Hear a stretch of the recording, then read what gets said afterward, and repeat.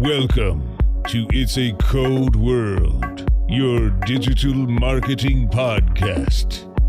This podcast will give you practical insights on how to be the Renaissance man or woman in digital marketing and become indispensable for your organization. All right, well, this is the 7th episode of It's a Code World, and very excited to have my guest on today, Clayton. Clayton Johnson. And how do we find your website, Clayton? ClaytonJohnson.com. Boom. Beautiful. And we're going to be talking about how to use backlinks to gain domain authority. And some of the things that we're going to be talking about are 4 tools to get started today with backlinking.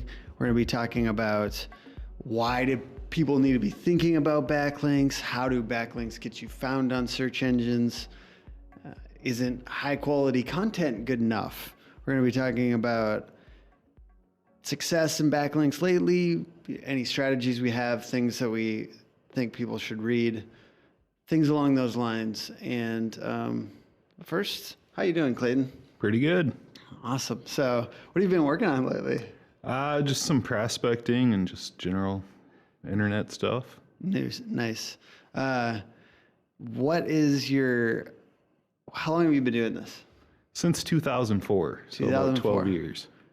2004, you've been doing backlinks for? Yep. I started out 12 years. Just building backlinks, and I kind of got into the rest of SEO since then. So. Awesome. So and it's funny because I recently have just realized the importance of backlinks. I've always been aware of it, but I've thought it was kind of like an auxiliary side piece to SEO. And I've kind of realized just from the bits and pieces of backlinking that I have done that it is very effective, that it quickly brought my ranking up, brought my domain authority up. And essentially, I just realized how important it is. I kind of thought it was a little bit further in the past, to be 100% honest with you, and I just realized that it really does quickly affect the authority of your site.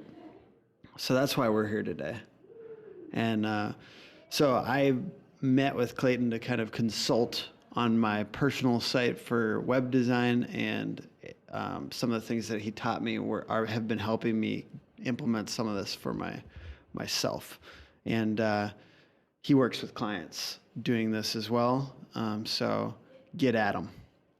Bangers. Some quick tools and resources to whet your appetite. So right away, 4 tools that will help someone get started today with backlinking. The first one I have on here is Ahrefs, which is one of several tools to monitor your backlinks, monitor your competitors' backlinks, and prospect essentially. Yep. And also just to kind of see your progress. Yep. And definitely more for competitors because, you Google Webmaster Tools, you get a better overview of your links. Yeah. Essentially all of them. Yeah, absolutely. So, and then another thing that I have, I'll say I really like that product because I personally like to see when a new backlink hits. I like to see like the graph that shows like, oh shit, I'm making progress. Yep. I like to see and definitely, it tells you it really quickly tells you where you're at in listings, which I really like that. It's like, it's great for search positions. Yeah. Mm-hmm. That's one thing, compared to Webmaster Tools, that's a great overview compared to just their little thing that has a little number by it. This actually shows them all. But I'd say it's really useful for checking out your competitors' backlinks because right there you can find tons of different opportunities. Exactly. I love that. Upwork, which is a site that I use to outsource repetitive or like simple tasks. I find it used to be called Odesk. It's a way to find people. Sometimes they're in different countries. Sometimes they don't have the clients or what have you. So that they offer their services to other people on there. You can find people, you can find developers for fairly cheap, people to do like either social media tasks or linking tasks or things of that nature. So it's kind of a nice way to make your time go farther if you are low on time and you need something done. One of the things I do is, like, for instance, I've kind of done a screen share of what I'm doing, especially if it's a very repetitive thing. Yeah. And then I show that, share it, and then they can handle that. Yeah. Like like, let's say it was like a half an hour out of my day. Now I can automate that. I mean, it kind of depends on your ethics as far as like how you feel about paying somebody $3 to do something. Well, I find it. I wouldn't ever think that way, Yeah. because depending on where they're at, they can be making more than people. Exactly. That's why I think of it that way, because to me, it's if that's what they feel their time is worth, and essentially you're feeding them. Yeah. You know what I mean? So I like it. I think some people feel weird about that. And then you make a good point about sending them details. That's one thing you want to. Yeah. You have to be very detailed. Yeah. Don't think that they're going to have intuition about how to get the thing done. You don't use them for strategy generally. Yep. So yeah, your tools. I got BuzzStream and BuzzSumo. BuzzStream's a great tool for prospecting for any kind of industry-related blogs and websites that you can reach out to and get your articles and links on there for guest posts. Absolutely. And then BuzzSumo, that's just basically shows what kind of content's shared across the web and what's popular. It'll show the different amount of share counts and views on popular content. Yeah, I love that tool. And then also Broken Link Check, that just it's a great tool for finding broken links that you can sometimes go in there and share your own resource instead if they have a broken link. Awesome. I love it. And that kind of speaks to some of the methods that we're going to be talking about later in the show here. All right, real high level here. Why do people need to be thinking about backlinks, and how do backlinks help you get found on search engines? Yep. So every year, Moz, they survey 150 different experts on different ranking factors for what helps your website show up on Google, and domain level link features, which basically equates to links. It's link citations, the quantity and quality of links, the trust, and the page rank levels. That ranks as the most influential. Is that currently, like now? Yes, that's from this. 2016. They haven't done their 16. Okay, so this 2015. is 2015. They say 150 experts, SEO people, right? Yep. Getting found on Google, that's their job. They say that links are the number one thing. Yeah, it came That's in pretty as, compelling. Yep. And it would probably be the same for 2016. Most likely, yes. Okay, because it's been for a number of years, right? Yep. Why isn't high quality content good enough? We just feel so warm and fuzzy when we tell clients that it's going to matter to them to get really high quality content on their site. And I still believe that. Definitely. I'm just saying, why isn't that enough? Yep. It's not always enough, because every piece of content's not going to be shared. Every industry is different too. So, sometimes it's just people aren't going to link to you. And then even if you are gaining links, the majority of searches on search engines, if you're trying to be competitive, it's the top 3 results that receive most of the traffic. And I almost feel like in a way, it's like saying that it's just content.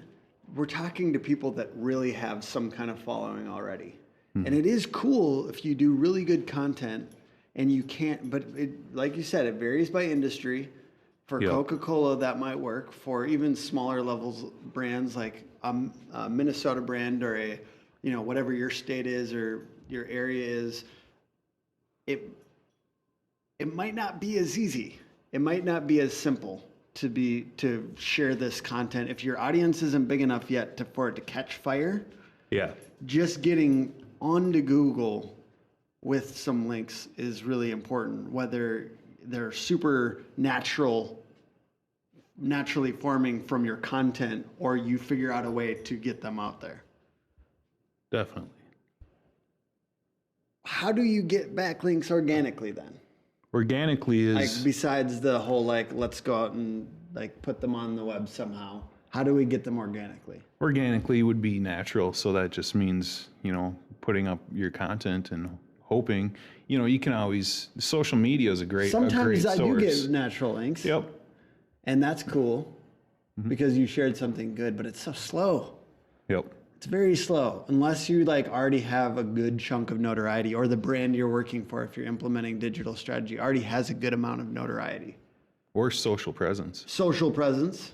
So that's one way to do it, but still your audience might not have websites. And if they don't have websites, then they can't link to you. Right.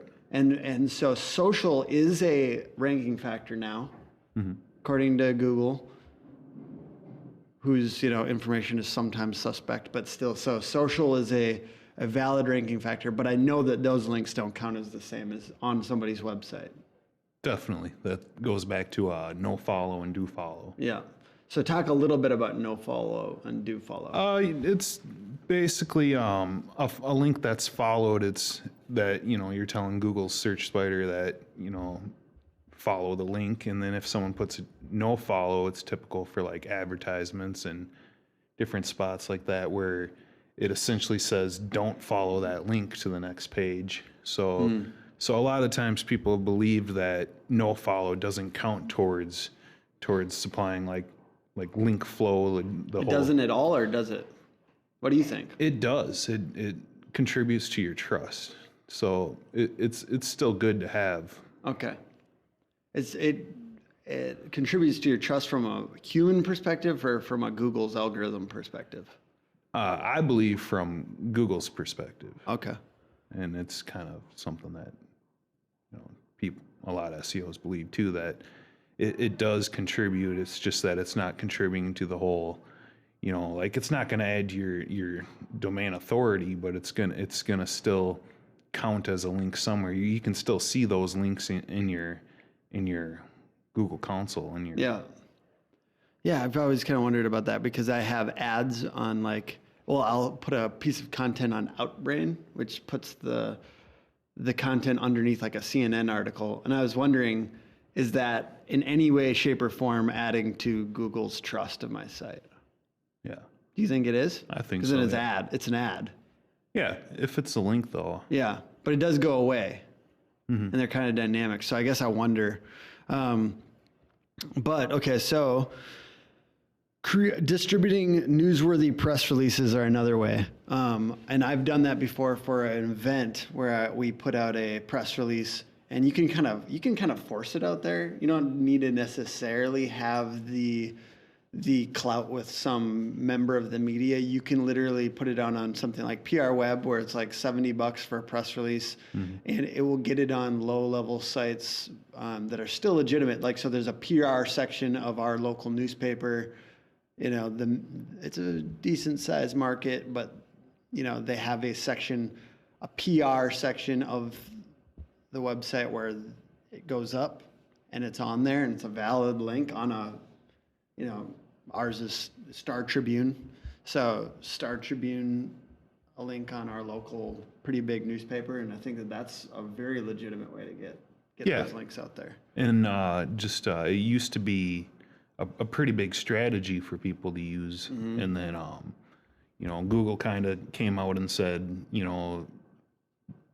they don't work. But it was just kind of a ploy. I just don't believe that Google, those also show up on console. I just really think that Google kind of suggests that they do things that they want you to do. And I've seen that because I've done things that are mildly black hat-ish. Excuse me. Sorry, world. But I've done them and I've seen positive results. So essentially what I think of is be careful, but also make your own experiments. Do your own experiments, see how they pan out, because just taking press releases from Google and doing your whole strategy by that is you're definitely playing their game, but their algorithm isn't as advanced as they'd like you to think sometimes. That's what I think, from what I can tell from experiments I've done. All right. So other pro tips for getting high quality backlinks. Yep. So now we're not talking about going on Fiverr and paying for a bunch of shitty backlinks. We're not talking about, paying any service really here. So what are some solid high quality backlink tips you got? Yep. Guest posting is huge. I've seen you've been doing that. Yeah. And you're getting some pretty great links doing that. Basically just, instead of just blogging on your own blog, you reach out to other related bloggers and say, hey, I have this piece of content that I was wondering if you want to publish. So what's kind of the rule there? What are you trying to do when you're guest posting? Like, what are you looking for? You're related to your website is a good thing. And then, as long as that website's, known, you always want to shoot for the best, so domain authority. So a great tool that I'm aware of is called Mozbar. Yep. And it quickly tells you, while you're just surfing the web, you don't even have to be thinking about all this SEO stuff, but you see that what the person's website or company's website that you're on, what their domain authority is. And, you can see whether it would be a great place to guest post or maybe an okay place to guest post. And I think of it as kind of a tiered approach. So if you are reaching out to people and you have like an 80 domain authority website that they're giving you the opportunity to guest post on, I think go big on that website. Make sure it's a really good post. Try to maybe get some, organic, by providing a ton of value or entertainment or what have you. Try to get some organic traction on that. And then if it's like a 30 domain authority or something like that, still do a great job, but you can do a little bit less work on that post. I mean, I'm sorry, but you got to kind of like manage your time. And so for me, it's like do a little bit less on that one. Make it still valuable. And that's the homepage domain authority. So, you can still, it's not as serious as I think you're taking it because, if you publish a great piece of content and that content gets links to that, and then, that, you might have a domain authority 80 and a domain authority 30, but then that piece of content gets on the 30 and it gets links to it, Yeah, absolutely. From a bigger site or what have you. Well, if it's good. If it's, I love it. And then you have this one. Yep, just that was kind of at the beginning there. We, spy on your competitors' profiles. So, if you're trying to rank for a keyword, search that keyword and see, who's in those top positions, and then, check their profiles. And, you'll be surprised at what you'll find. Different sites you can easily put a link up on, or reach out and do your own guest post that they're already doing, or just tons of different opportunities. I love it. So you see what they got, and then you say, hey, how do we duplicate this? Yep. And that was Ahrefs. Ahrefs, and you have a couple other tools kind of like that. SEMrush. Openlinkprofiler.org's free, and that one's pretty good. Nice. And, in that way, we at Snap Agency, we do a lot of SEO stuff here. And one of the things that we found is that our competitor just had a coupon essentially for a 15% off of a audit or something like that, and it was on a .gov site, like for I Love My Pet or something, and it was like a local thing, and they just all you have to do. I've seen that link. Yeah, and you guys got it too now. Yeah, Snap has it. Exactly. It was some Minneapolis government pet thing. Yep. And then you have your own, we're pet friendly, and you get that .gov link. Yeah, absolutely. And so we had seen another agency doing this, and so from that we found a place to get a link, and it was very easy. You gave them a application and what your offer was, and so I Love My Pet. And this place is pet friendly too. Yeah, we're very pet friendly. We love our dogs here, and also another thing, we saw that they were offering a scholarship, and so we made a besides all the goodwill that is, also associated with, we decided to offer a scholarship for that reason, and we got 50 .edu links. Yep. Which, EDU, yeah. Yeah, EDU links. So you can speak to like how powerful an EDU link is. Yeah. A lot of people believe maybe they hold some special secret or something, but I think of them as a secret sauce. I think that's what I like to think of it as. They're real trustworthy. So yeah, well, because they're not like there's not a lot of .edu links that are pushing out a ton of spam. There's plenty out there still. Oh, okay. All right. Well, I'll have you talk to me about that after the podcast. But you're right though. It's harder to get, so there's gonna be less spam. But spam's everywhere. So. Word, I agree, and I have seen at least one come into my site, and maybe I paid for it at some point in my ignorance that I've seen come into my site, and I was looking, I was like, what is this site? It's like maybe it wasn't, but it was definitely in a different language. I don't know. Maybe they saw something on my site. They didn't see anything on my site. Okay, so what are some of the best successes that you've had in backlinks lately, and kind of like some principles that you've learned? Just ranking clients and getting them search traffic. And the main thing I learned, I've lost a decent, I'd consider enterprise level client, just because, they're paying me all this money. I'm getting them rankings, but I didn't really factor in, is it going to be enough of a return for them where they want to keep going? And, so if they didn't have their whole, process worked out to where those search visitors were converting for them, and, yeah. So you can have a ton of search traffic, and then if the stuff on site doesn't draw them in and turn them into a customer, then they don't see the value. You're putting it into a bad funnel, essentially. Yep. And if they get in the funnel and kind of like fall off the top because they saw the site and the site doesn't look professional enough or what have you.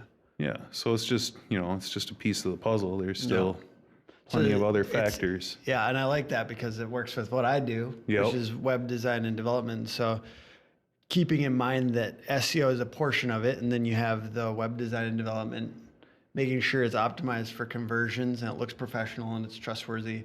So those two, I like that you're saying those both go in hand.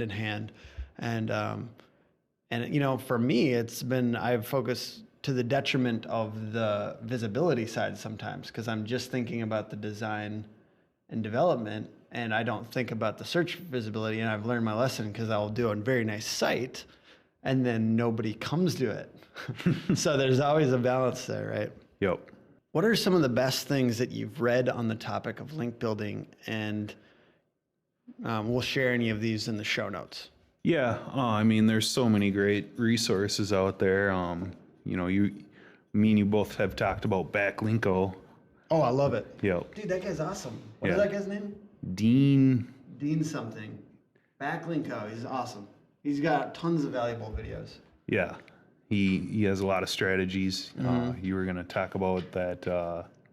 Oh, yeah, skyscraper. Yeah, moving man method and skyscraper method, and then one other method before we kind of wrap up with the reading stuff. You're right. So let's talk about those. So a couple kind of solid methods for link building that I've come across recently are the skyscraper method. And you're aware of this method, right?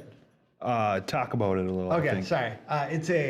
It's when you find a piece of content that currently exists, you make a much more badass version of it and or up-to-date version of it, and then you reach out to all the people that are linking to it and saying, you know what, I love that piece of content, that classic piece of content that you linked to, and it even inspired me to make an even better and more up-to-date version of it. Yeah. And so here's the link. And there's opportunities everywhere for that. That's pretty awesome. And a lot of things are like, they're talking, just being out of date is one thing. I love that method. Once again, that's Dean from Backlinko that kind of really turned me on to that method. Definitely. And then the other one is the moving man method, which is kind of a similar tactic, but it's essentially that sometimes sites go down and you can search in Google or search in news sites for your industry plus out of business or plus website down or plus other keywords that indicate like the end or death of a business or website. So your industry plus those keywords, and then see what kind of businesses have fallen off or websites have gone down in your industry, and then find the most linked to content on those sites using one of the tools that we talked about, like Ahrefs, and then going ahead and making similar content that was linked to, and then once again reaching out to those people and saying, hey, I have this resource. Yeah. And I see that you're linking to something that's a dead site, or their site is going down soon, and saying you can replace that with this link because I have provided a cool resource like that on my site. And yeah, love it. Great method. And another one is the forums, like providing value on forums and being part of communities. So I've got like a little folder on my bookmark bar now that's just engage, and I have valid, relevant websites that deal with my industry. And I just go there every once in a while and talk a little bit. And I sometimes focus on not trying to link. Yeah. And then when I do link, it doesn't look spammy. Exactly. In the end, I'm really looking to link.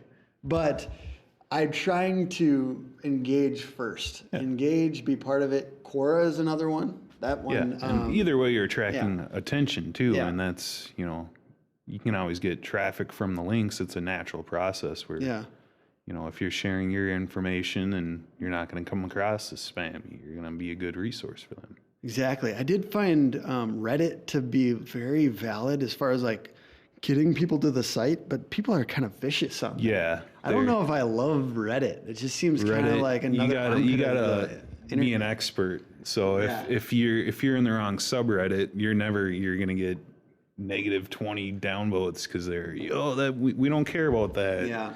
And you got to be pretty precise on finding the right spot to post it, and it has to be, something really valuable for them to actually perceive it well. Yeah, absolutely. And people can get weird on there. I think really it comes down to you have to know the tribe very well before going ham. Yeah. Like just same with like anyone who randomly gets on Instagram and they haven't looked at a lot of Instagram posts and they don't really get it yet, and they're kind of like posting 50 selfies a day or something. Do you know what I mean? Like essentially like you got to get in there, observe for a while, listen and be part of it and kind of just feel it out. Anything. See, that's how I did Reddit wrong. Yeah. I went in there and I tried to, I was thinking of it from linking perspective, and I just started posting links, and I got slapped hard. Like people are assholes. Yeah. And I guess I kind of get it. I'm over it now, so I'm cool with it. But be part of the tribe first before trying to share value. And you can be in there with that mindset too, that you want to share, but just make sure you get the etiquette first. I think that goes for all kind of niche community things. I'm still trying to figure that out with Snapchat because I don't quite get it, but I want to be part of it. All right, so we've got that pointblankseo.com/link-building-strategies. We're going to link to that in the show notes that we talked about. I always think it's super relevant, the Moz Beginner's SEO Guide, which I think is super useful. We'll link to that in the show notes. Backlinko, we talked about the skyscraper method and the moving man method. I think that we'll link to those in the show notes. I don't necessarily know if I have a resource for this, but I'm going to offer one more strategy, which is the coining a term strategy. Coin a phrase. So essentially do you have any examples of this? Back several years now, that was inbound marketing that just came out of nowhere, and that was basically, essentially what SEO was before inbound marketing. Yeah. And then growth hacking is another one. So those are both places where somebody has kind of coined a term and then they own it now. So if you have something in your industry where that's possible, where you can say, I don't know, I was thinking that this might have been mine, which is content first design, like mobile first design, which is a big thing for web designers. And I realized that many people have talked about this before, but the idea was going to be content first design, and that I could kind of coin that phrase, but you get the idea. You kind of come up with something that's a unique way to say something. Growth Hacker is awesome. I love that.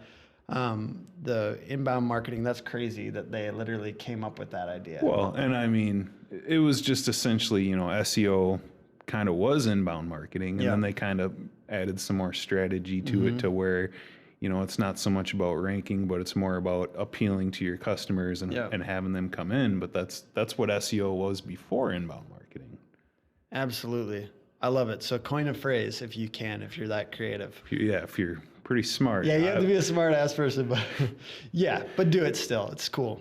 All right. So what does the future of backlinking look like? It literally has seemed like it was going to die. I'm going to say that because Google kind of made it seem like it was not very important, or you couldn't do it intentionally. You have to do it naturally. Yep.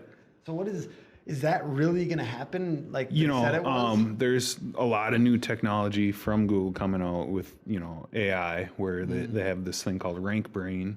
So, I mean, they're definitely going to try and keep taking less signals from links, but, the future linking, I mean, 3 years ago, maybe even more, it was more about quantity, just having a bunch of links to your site, and you'd start ranking well, and then it started going to quality. So then, making sure you don't have any links that are, from bad sources.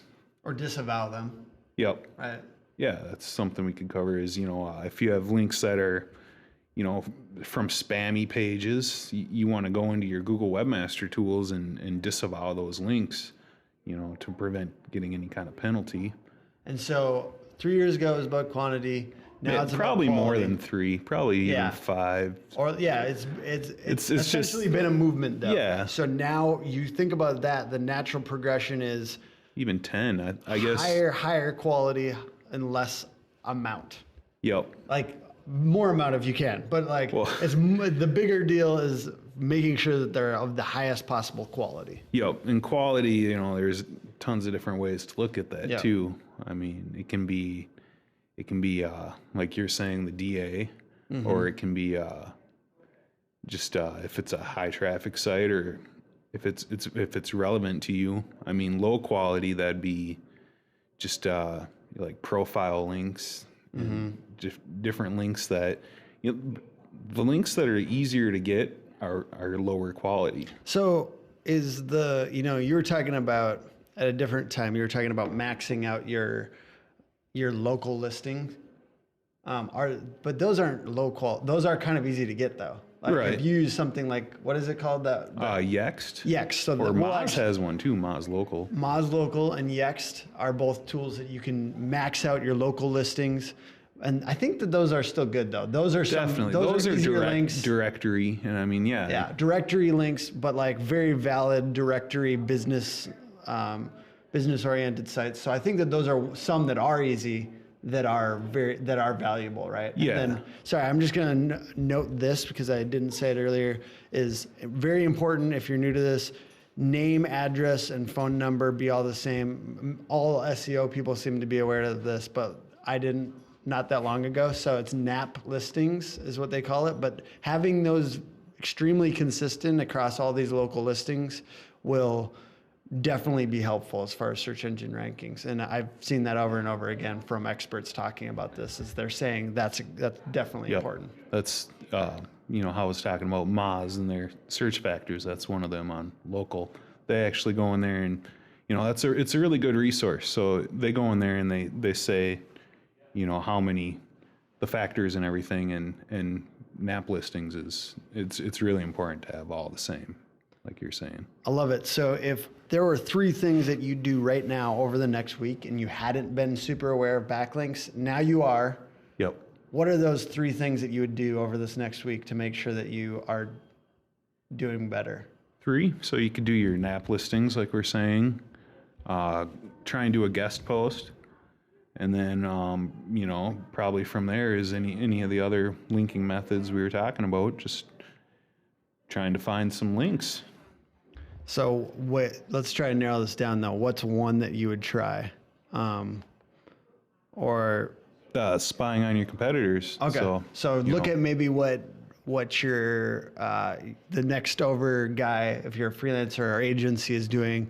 Look out on one of those tools as far as their link profile goes, and then snatch one low-hanging fruit. Always go from my perspective, find one that's easy to do, like that I love your pet thing, or I love my pet thing on the .gov thing. If you see something like that, get those. I mean, that's you'll be surprised. Yeah. You know, there's always something there. I mean, I'll go back and look at old link campaigns I've done and been like, oh, get this link because it's a good one. Yeah, it's easy to get and it's a good link. Absolutely, and it's crazy how that stuff affects your ranking in Google. And I mean, once again, I'm just super interested in this stuff and learning more. And like, I'm gonna keep in touch with you, and we're gonna keep talking about this stuff, and we're gonna get better.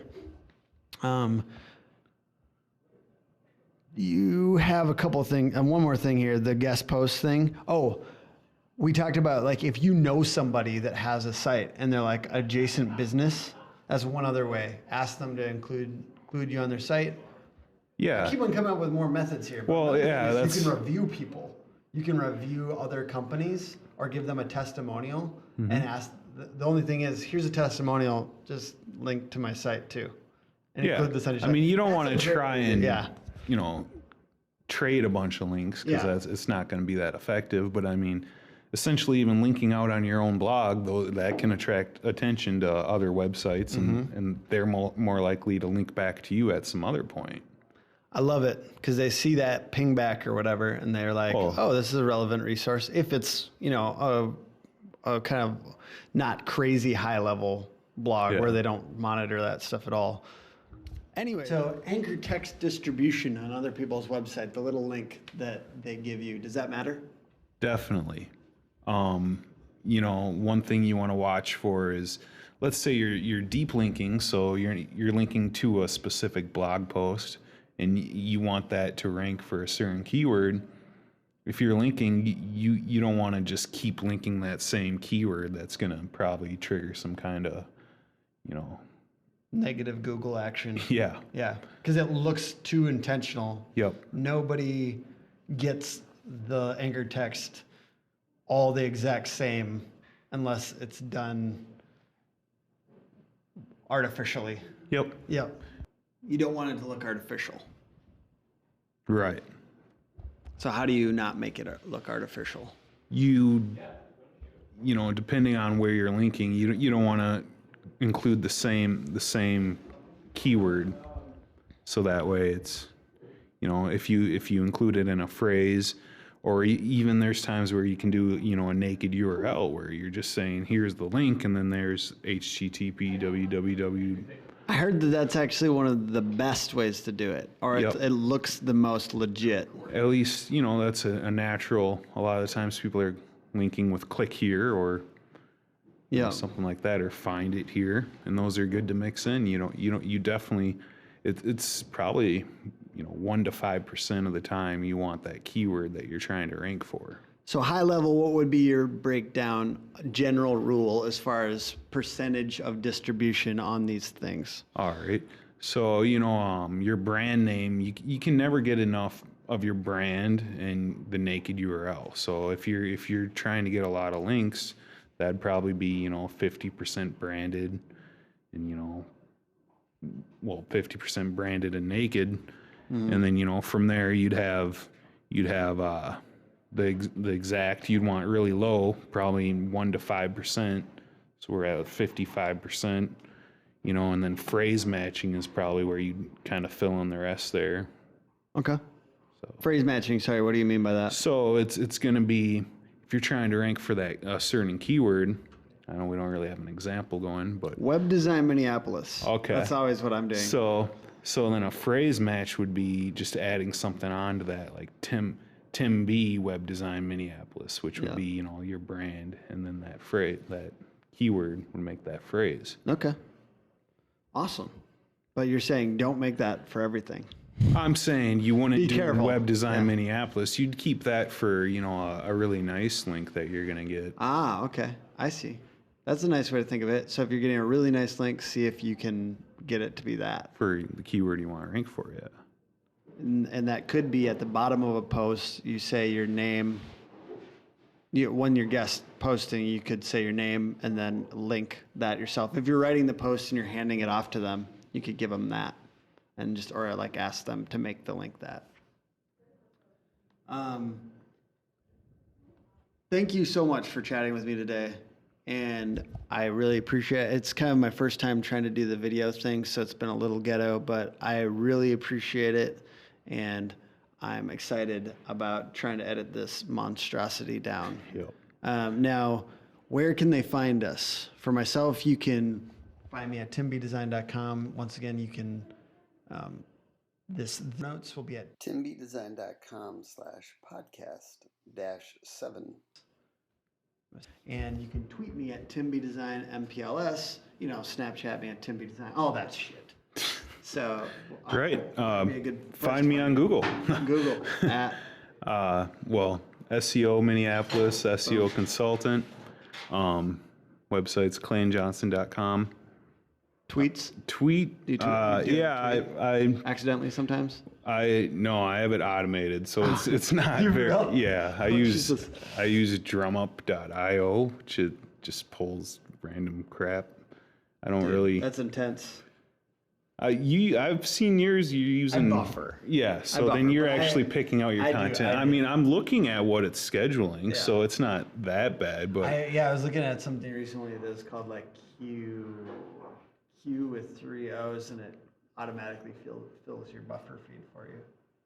I just for some reason I've seen bad stuff go through and I've let that happen. Yeah. And I'm like, this doesn't really go with my thing. So I've just kind of slowed down on letting. right, the one I'm using, I mean, I review it, but it's essentially it's just different content that I say, okay, it's all right. I'm not using it as an effective tool like I know I should be, but Yeah. it just seems like if you're not a celebrity, you're just kind of talking into an empty room anyway. Where, I've never really seen.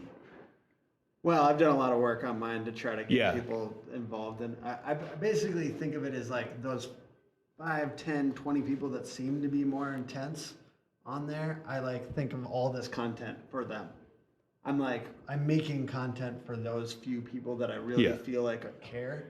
And so in that way, it's useful for them and potentially other people or whatever. Anyways. Clayton MKTG was my Awesome. Twitter. And I would love to invite you to rate the podcast on iTunes. It helps other people find this if you found it useful. And please keep on listening and watching. Hopefully watching. Probably not. All right. Thank you so much.